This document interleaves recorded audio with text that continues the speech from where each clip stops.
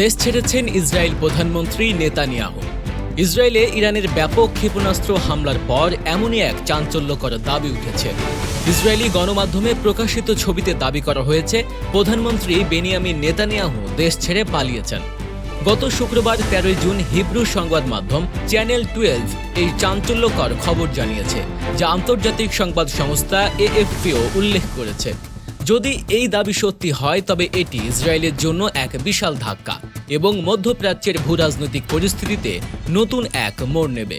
ইরানের সাথে সর্বাত্মক সংঘাতের মুখে যখন দেশের নেতৃত্বকে অটল থাকার কথা, ঠিক সেই মুহূর্তে প্রধানমন্ত্রীর দেশ ছাড়ার খবর একদিকে যেমন জনমনে ব্যাপক উদ্বেগ তৈরি করবে, তেমনি তার নেতৃত্বের সক্ষমতা নিয়েও প্রশ্ন তুলতে পারে।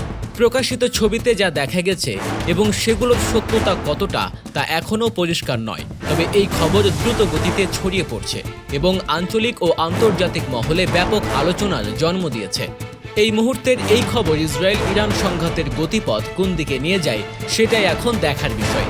ইরানের সরকারি বার্তা সংস্থা ইরনার চাঞ্চল্যকর প্রতিবেদন অনুসারে ইসরায়েলের চ্যানেল 12 এক বিস্ফোরক ছবি প্রকাশ করেছে, যা দেশটির প্রধানমন্ত্রী বেনিয়ামিন নেতানিয়াহুর অবস্থান নিয়ে গুরুতর প্রশ্ন তুলেছে। চ্যানেল 12 প্রকাশিত সেই ছবিতে দেখা যাচ্ছে দুটি যুদ্ধ বিমান নেতানিয়াহুকে বহনকারী একটি বিমানকে পাহারা দিয়ে ইসরায়েলি অঞ্চলের বাইরে একটি অজানা স্থানে নিয়ে যাচ্ছে। এই দৃশ্যটি এমন এক সময়ে সামনে এসেছে যখন ইসরায়েল ইরানের নজিরবিহীন ক্ষেপণাস্ত্র হামলার মুখে চরম বিপর্যয়ের সম্মুখীন। এই ছবিগুলি যদি সত্যি হয় তবে তা কেবল নেতানিয়াহুর নেতৃত্ব নিয়েই প্রশ্ন তুলবে না, বরং যুদ্ধকালীন পরিস্থিতিতে দেশের সর্বোচ্চ নেতার এমন পদক্ষেপ আন্তর্জাতিক মহলেও ব্যাপক সমালোচনার জন্ম দেবে।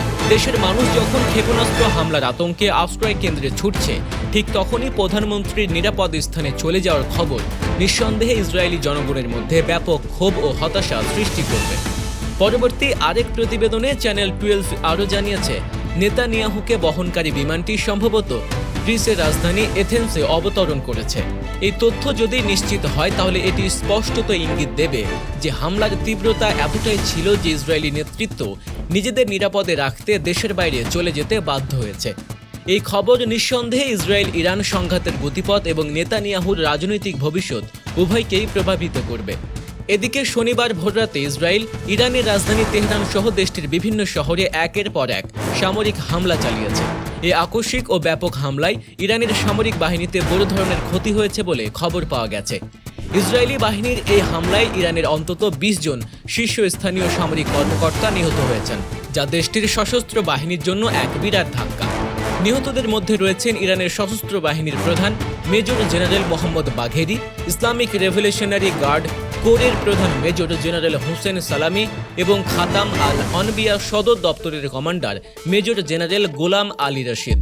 এমন উচ্চপদস্থ কর্মকর্তাদের একসঙ্গে নিহত হওয়ার ঘটনা ইরানের সামরিক ইতিহাসে বিরল এবং এটি ইসরায়েলি হামলার তীব্রতা ও লক্ষ্যবস্তুর নির্ভুলতা প্রমাণ করে। এই ভয়াবহ হামলার পর ইরান প্রতিশোধ নেয়ার ঘোষণা দিয়েছে। ইরানের সশস্ত্র বাহিনী এক বিবৃতিতে জানিয়েছে তাদের উপর চালানো এই হামলার কঠোর প্রতিশোধ নেওয়া হবে। এই ঘোষণা মধ্যপ্রাচ্যে নতুন করে সর্বাত্মক যুদ্ধের আশঙ্কা তৈরি করেছে, যা আঞ্চলিক শান্তি ও স্থিতিশীলতার জন্য মারাত্মক হুমকি। এই ঘটনা ইসরায়েল ও ইরানের মধ্যে চলমান ছায়াযুদ্ধকে সরাসরি সংঘাতে পরিণত করেছে এবং এর পরিণতি কি হতে পারে তা নিয়ে বিশ্বজুড়ে উদ্বেগ বাড়ছে।